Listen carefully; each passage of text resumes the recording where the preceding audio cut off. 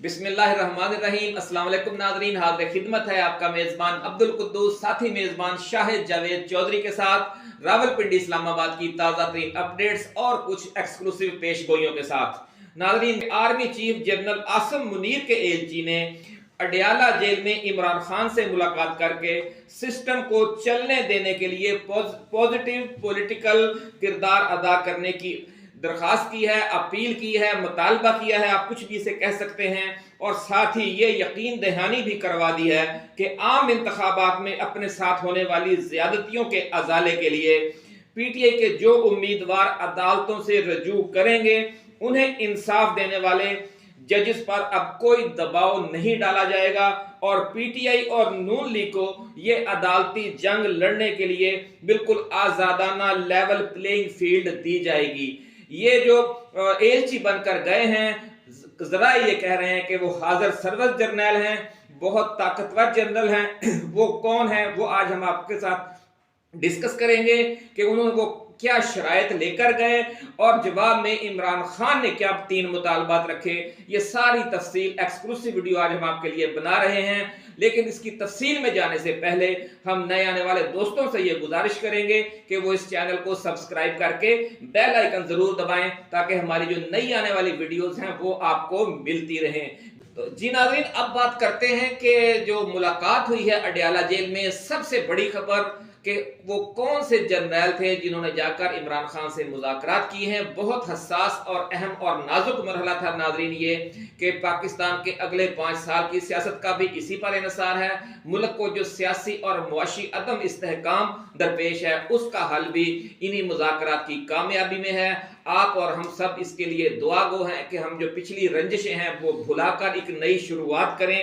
नाज़रीन, शुरू में ये कहा जा रहा था कि जो मौजूदा chairman joint chiefs of staff committee हैं जनरल साहिद शमशाद मिर्जा ने जाकर जेल में इमरान खान से मुलाकात की है और उनसे मुस्तकबिल में जो सियासी पाकिस्तान का ये अगली किरदार पॉजिटिव किरदार अदा करने की अपील की और साथ ही ये यकीन दहानियां करवाई कि इमरान खान के खिलाफ, बुशरा बीबी के खिलाफ और पीटीआई कारकुनों के खिलाफ जो मुकदमात कायम हैं वो खत्म कर दिए जाएंगे और उन्हें जल्द अज जल्द अदालतों के जरिए रिहाई दिलवाई जाएगी।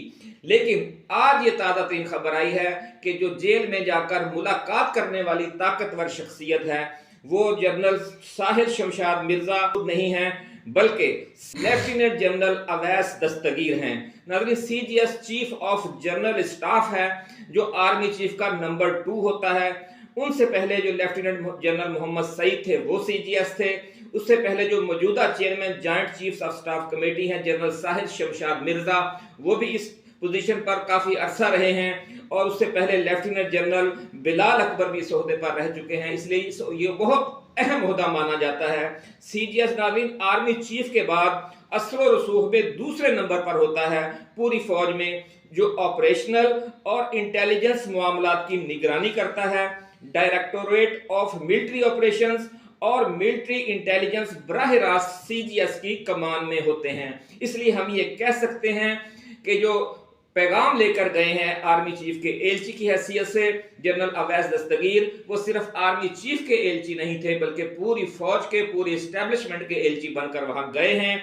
उनके बारे में यह कहा जाता है मेजर जनरल की हैसियत से जनरल अवैस दस्तगीर डीजीएमआई भी रहे हैं, बहुत अहम होता है आप समझते हैं, और 58वीं मिलिट्री आर्मर्ड कोर की भी उन्होंने कमान की है बतौर मेजर जनरल। तो ये थोड़ी सी हमने आपको तफसील बताई कि किस तरीके से जो शख्सियत गई है वो कितनी अहम और हसास है और वो जो गुफ्तगू जिसने जाकर की है और जो शराइत पेश की हैं, जो ताउन मांगा है और जो ताउन देने की यकीन दहानी करवाई है वो भी बहुत अहम है। जी, अगर ये नई शुरुआत हो जाए, पिछली रंजिशें हम भुला दें, क्योंकि आखिर हर जंग का अंजाम आपको टेबल पर बैठकर एक नई शुरुआत करने से ही करना पड़ता है। अच्छा अब्दुल कुद्दूस साहब, आपने सिर्फ उनकी गुफ्तगू में ये बताया है कि उनको रिलीफ दिया जाएगा, जो उनके मेंबरान जो नाकाम हुए अदालत में गए हैं उनको रिलीफ दिया जाएगा और जजेस पर जो है वो दबाव नहीं होगा। और इमरान खान की तरफ से क्या जवाब आया है और अगर पुरानी रंजिशें ख़त्म हो जाएं, मुल्क को तरक्की की राह पर गामजन करने के लिए तमाम ताकतें एक पेज पर आ जाएं, तो ये मुल्क जो है, मुल्क के गरीब आदमी की भी हालत सुधरेगी बेशक ये सही बात है। मुल्क की माशी हालत भी सुधर जाएगी। अच्छा शाह साहब, ये बताया जा रहा है कि इमरान खान को जो पेशकशें की गई हैं उनमें अदालतों में जमानतों के जरिए उनकी और बुशरा बीबी की रिहाई, खैबर पख्तूनख्वा में पूरी आज़ादी से हुकूमत चलाने में भी कोई मुदाखलत नहीं की जाएगी और मरकज में पीटीआई को अपोजिशन का भरपूर किरदार अदा करने का मौका दिया जाएगा। ये जो पेशकशें की गई हैं इमरान खान के और बुशरा बीबी के खिलाफ जो मुकदमात हैं वो भी अदालतों के जरिए जो उनका प्रोसेस होता है उनको मंतकी अंजाम तक पहुंचाया जाएगा। ये तो इस तरह की जो कुछ पेशकशें की गई, लेकिन हैरत होती है कि इमरान खान ने अपने जाती मुकदमात और बुशरा बीबी के खिलाफ जो मुकदमात थे या अपनी जाती रिहाई अडयाला जेल से या बुशरा बीबी की रिहाई के हवाले से कोई मुतालबा नहीं किया और कोई शिकायत भी नहीं की। उन्होंने एक बड़ी जबरदस्त बात की है इमरान खान ने, हैरत अंगेज तौर पर नाज़रीन, इमरान खान ने ना अपने खिलाफ मुकदमात के खात्मे की बात की और ना ही अपनी जेल से फौरी रिहाई की कोई डिमांड की। उन्होंने 3 मुतालबा शाह साहब पेश किए हैं। पहला मुतालबा उन्होंने ये किया कि जो फौज है वो अब जो उसने करना था कर लिया, वो हमारे बारे में जो उसे शिकायत है वो भी भूल जाए और हमें जो फौज से शिकायत है हम भी भूल जाते हैं। अब एक नई शुरुआत करते हैं। अब फौज सियासी अमल से खुद को बिल्कुल अलग कर ले और पीटीआई को और पीडीएम को आजादी से एक दूसरे का सियासी अंदाज से मुकाबला करने दे ताकि मुल्क में जो जमहूरियत है वो फरोग पाए। मैं दूसरी शर्त सुन ले इमरान खान की। उन्होंने शाह साहब ये कहा है कि पीटीआई को 8 फरवरी को जो पीटीआई को अवाम ने मैंडेट दिया है इसका एहतराम किया जाए। बड़ी अहम शर्त है फार्म 45 के मुताबिक। हाँ, उन्होंने कहा कि वो तमाम कौमी व सूबाई हल्के जो फार्म 45 के मुताबिक पीटीआई जीत चुकी है और जहां पर जो मुस्तरद किए गए वोट हैं उनकी तादाद पीटीआई के जो उम्मीदवार हारा है उस पर जो बरतरी हासिल दी गई है मुखालफ को उससे ज्यादा है। ये 2 चीजें उन्होंने कहा है कि आप उन पर इंसाफ करें तो हम आपके साथ मुकम्मल तावन करने के लिए तैयार हैं। ये दूसरी शर्त थी। और तीसरी शर्त ये थी कि पीटीआई की सियासी सरगर्मियों को रियासत की ताकत से जिस तरह दबाया और रोका जा रहा है, इंतकामी कार्रवाइयां की जा रही हैं, इसके मुंतखब आज़ाद अरकान असेंबली को, एमएनएज और एमपीएस को जो 9 मुंतखब हैं, जबरदस्ती दूसरी सियासी जमातों में शामिल करवाया जाए। तो ये जो कारकुन तवील अरसे से जेलों में बंद हैं उन्हें भी रिहा किया जाए और ये सारा सिलसिला फौरी तौर पर रिवर्स किया जाए। ये जनाब 3 मुतालबात आए हैं जी।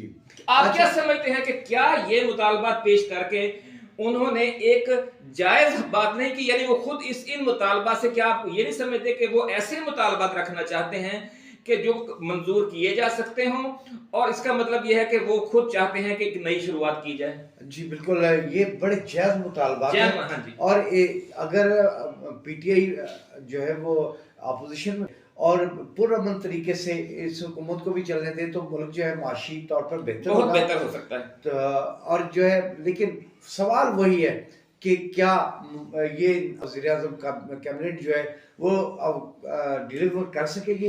नाज़रीन, अगर तो क्या कहते हैं, there is a will there is a way. अगर आपकी कोई करने की नीयत हो, कोशिश हो, अज़्म हो और इरादा हो तो फिर रास्ता निकल आता है। एक और बात नाज़रीन इन मुज़ाकरात के हवाले से ये बताई जा रही है कि आर्मी चीफ के एलची की हैसियत से मुलाकात करने वाले जनरल अवैस दस्तगीर ने कहा कि पीटीआई फॉर्म 45 और मुस्तरद वोटों के हवाले से अदालतों में जाने और इंसाफ लेने के लिए जो भी वो एक्टिविटी करेगी, अब एस्टेब्लिशमेंट की तरफ से उसमें कोई मुदाखलत नहीं की जाएगी। ये वो यकीन दहानी करवा के आए हैं और साथ ही ये भी कहा है कि फिर पीटीआई भी कुछ जिम्मेदाराना तर्ज अमल इख्तियार करे और सिस्टम को आगे चलने दे। सिस्टम सबसे बड़ा इशू शाह साहब ये बना होगा कि सिस्टम रुक गया है, हम सियासी और मुआशी और जमहूरी दलदल में फंसे हुए हैं। इसके लिए निकलने का अब एक ही रास्ता है कि हम सब मिलजुल कर कोशिश करें। बिल्कुल ऐसा ही है, मिलजुल कर कोशिश करेंगे तो मुल्क जो है वो पटरी पर वापस चढ़ेगा। इस तरह अगर इख्तलाफात की सियासत होती रही, तनकीद बराए तनकीद होती रही तो फिर हम लोग जो है बहुत पीछे चले जाएंगे। मशहूर नाज़रीन एक शेर है ना कि लड़ते लड़ते हो गई गुम, एक की चूंच एक की दुम, है ना। एक था तीतर एक बटेर, लड़ने में थे दोनों शेर, लड़ते लड़ते हो गई गुम, एक की चूंच एक की दुम। तो ये तीतर और बटेर न बने पीडीएम और पीटीआई, ये अब कौम की भी ख्वाहिश है और इस्टेब्लिशमेंट को भी यही ऑप्शन ज्यादा सूट करता है। आप क्या समझते हैं? हाँ जी, देखिए बाबा बुल्ले शाह साहब का मैं भी कुछ शेर इरशाद इरशाद। कागज उत्ते अग ना रखी, कागज उत्ते अग ना रखी, अग न रखी, पागल दे सिर पग ना रखी, पागल दे सिर पग न रखी, बुल्ले शादी मन ला सगिया, बुल्ले शादी मान ले सगिया। संगिया। आप अड़ गए हैं, आप थोड़ा याद कर लें। बुल्ले शादी मान ले संगिया, संगिया।